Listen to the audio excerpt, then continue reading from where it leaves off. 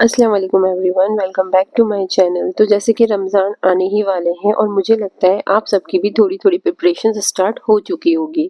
मेरी भी स्टार्ट हो गई है, लेकिन मैं क्लीनिंग को कभी ओवरलोड की तरह नहीं लेती। मतलब कि चाहे मेरी डेली क्लीनिंग हो, रूटीन मतलब 15 डेज़ की क्लीनिंग हो या फिर फेस्टिवल के आने की पहले की क्लीनिंग हो, लेकिन मैं इसको कभी भी ओवरलोड की तरह नहीं करती। ओवरलोड मतलब कुछ लोगों की आदत होती है, फेस्टिवल आने वाला होता है तो वो पूरा दिन क्लीनिंग करने में निकाल देते हैं। मैं ऐसा बिल्कुल भी नहीं करती। तो मैं कैसे क्लीनिंग करती हूँ वो देखने के लिए आप व्लॉग को एंड तक ज़रूर देखना। मैं जो भी एक्स्ट्रा काम करती हूँ ना, वो बस अपने सुबह के जो पावर आवर्स होते हैं उनके अंदर ही कर लेती हूँ। अलग से पूरा दिन क्लीनिंग में नहीं निकालती या मैं कोई फैंसी रूटीन फॉलो नहीं करती। ठीक है, मैं बिल्कुल बेसिक क्लीनिंग करती हूँ। जो मेरा रोज़ का रूटीन होता है ना, उसी में बस थोड़ा सा और जो एक्स्ट्रा क्लीनिंग होती है उसको ऐड कर लेती हूँ, वही मेरी प्रिपरेशन हो जाती है। और आज मैं वही सिंपल सी प्रिपरेशन आप सबके साथ भी शेयर करने वाली हूँ। सुबह का टाइम मुझे सबसे ज़्यादा फोकस्ड लगता है, इसलिए मैं मेरे जितने भी हैवी काम होते हैं उसे मॉर्निंग के टाइम पे शिफ्ट कर लेती हूँ। देखिए, मेरे जो मॉर्निंग का टाइम होता है वो मेरे लिए मेरे पावर आवर्स होते हैं। हर इंसान का अलग रूटीन होता है, हर इंसान की अलग लाइफ स्टाइल होती है, तो उसके अकॉर्डिंग उसका पावर आवर हो सकता है। मैं मॉर्निंग के टाइम एनर्जेटिक फील करती हूँ, हो सकता है आफ्टरनून में करते हैं, वो कुछ लोग इवनिंग में करते हैं। तो आपका जो भी पावर आवर होता है, आप कोशिश करिए कि आपके रमजान प्रिपरेशन की जो क्लीनिंग है आप उस टाइम पे करें। देखिए, अगर कंपाइल हो जाए ना तो फिर काम करने की मोटिवेशन ही चली जाती है, इसलिए मैं थोड़ा थोड़ा पहले कर लेती हूँ। रमजान में बस ये चाहती हूँ कि घर कंफर्टेबल हो और मेरे ऊपर काम करने का या किसी भी छोटी से छोटी क्लीनिंग का भी ओवरलोड ना पड़े। जैसे कि इस साल रमजान ठंड के मौसम में आ रहे हैं और आजकल आप सब भी देख रहे हो, कभी अचानक ठंड हो जाती है, कभी बारिश, कभी थोड़ा सा गर्म वेदर हो जाता है। जैसे पता है, अभी हमारे यहाँ कल रात में ही बारिश हुई थी और अभी एकदम चटाकेदार धूप निकली हुई है। इसलिए इन सब चीज़ों को ध्यान में रखते हुए सबसे पहले मैं अपने घर के जो भी कारपेट्स हैं और मोटी बेडशीट्स हैं, है ना, उनको निकाल कर वॉश कर रही हूँ। एक्चुअली हमने मम्मी लोगों को भी यही देखा है, जैसे ही ईद आने वाली होती थी तो सोफे के कवर निकलते थे और नए नए बेडशीट्स, कर्टन्स वगैरह निकलती थी और फिर ईद वाले दिन हम सब उनको बिछाया करते थे, है ना। तो बस उन्हीं सब चीज़ों को मैं भी फॉलो करती हूँ। तो मैं पूरे रमज़ान एकदम सुकून से निकाल सकूँ, तो मैंने यहाँ पे तैयारियाँ कर ली हैं, अपनी बेडशीट्स निकाल ली हैं, है ना। इस मौसम में क्या होता है, डस्ट और मॉइस्चर बहुत ज़्यादा होता है, तो जो हैवी फैब्रिक होता है ना, उसे अगर हम पहले से ही रेडी करके रख लेना तो ये हमारे लिए बहुत अच्छा हो जाएगा। हर घर का रूटीन अलग होता है, मैं बस अपना एक्सपीरियंस बता रही हूँ। जो बेसिक प्रिपरेशंस मैंने करी हैं और जो मैं करूँगी आगे भी, वही सब मैं आप लोगों के साथ यहाँ शेयर कर रही हूँ। तो यहाँ मैं आप लोगों के साथ एक DIY क्लीनर शेयर कर रही हूँ, जो कि एक ऑल पर्पस क्लीनर है। इस एक क्लीनर से आप अपने आधे से ज़्यादा सामान क्लीन कर सकते हैं। फेस्टिवल्स के टाइम पे हम सोफ़ा वगैरह ज़रूर क्लीन करते हैं, और अभी विंटर का सीज़न है तो हम लोगों ने सबने कारपेट्स भी यूज़ किए हुए हैं।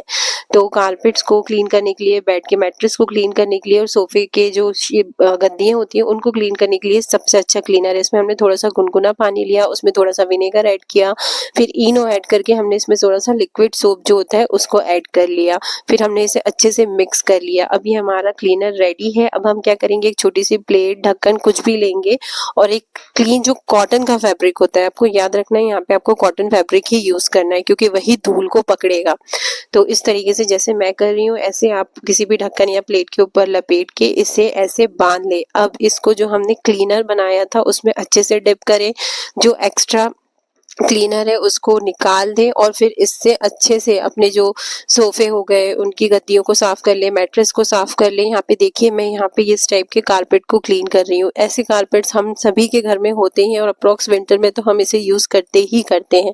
तो ऐसे कारपेट्स को क्लीन करने के लिए सबसे पहले हम ब्रश लेकर इसको अच्छे से ब्रश की हेल्प से क्लीन कर लेंगे। तो जितने भी इसमें बाल वगैरह फंस जाते हैं, जो अगर ऐसे देखो तो नहीं दिखते हैं, लेकिन जब हम इसे क्लीन करते हैं ना तो बहुत सारे बाल निकल के आते हैं।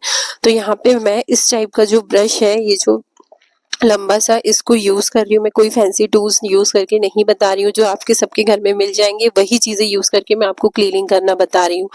तो यहाँ पे मैंने ये ब्रश लिया, इससे अच्छे से इसको सर्कुलर मोशन में घुमाना है। जब हम इसे सर्कुलर मोशन में घुमाते हैं ना तो इजीली जो सारे बाल हैं वो निकल के आ जाते हैं। उसके बाद जो हमने क्लीनर बनाया था, बस उसमें डिप करके इसे हमें अच्छे से क्लीन कर लेना है, बिल्कुल वैसे ही जैसे मैं यहाँ पे कर रही हूँ। उसके बाद फिर हम इसको थोड़ी देर के लिए, क्योंकि हमने हाँ, मतलब इसको थोड़ा गीले उससे वो किया है तो हम इसे धूप में डाल देंगे।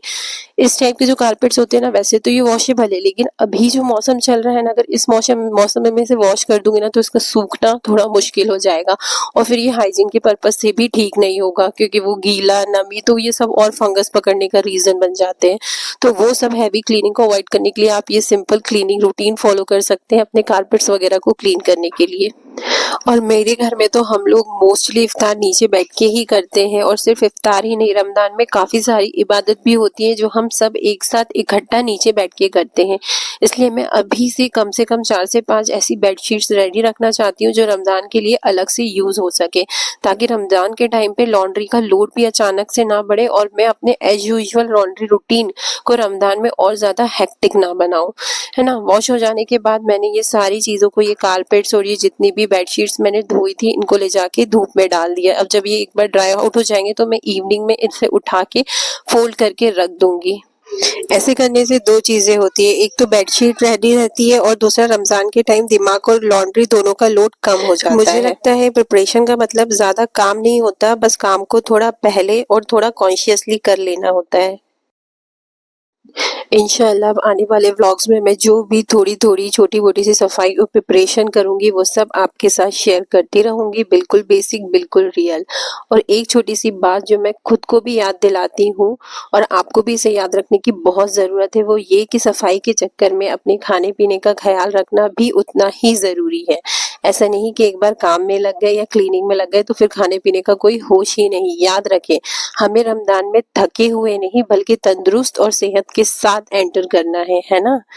तो यही था मेरा आज का व्लॉग। अगर आज का व्लॉग आप लोगों को अच्छा लगा हो, मैंने जो चीज़ें बताई हैं वो हेल्पफुल लगी हो, तो मेरे वीडियो को लाइक ज़रूर करें और मेरे चैनल को सब्सक्राइब करना बिल्कुल ना भूलें, और इसे अपने फ्रेंड्स और फैमिली के साथ शेयर ज़रूर करें। तो दुआओं में याद रखिए, अपना ख्याल रखिए।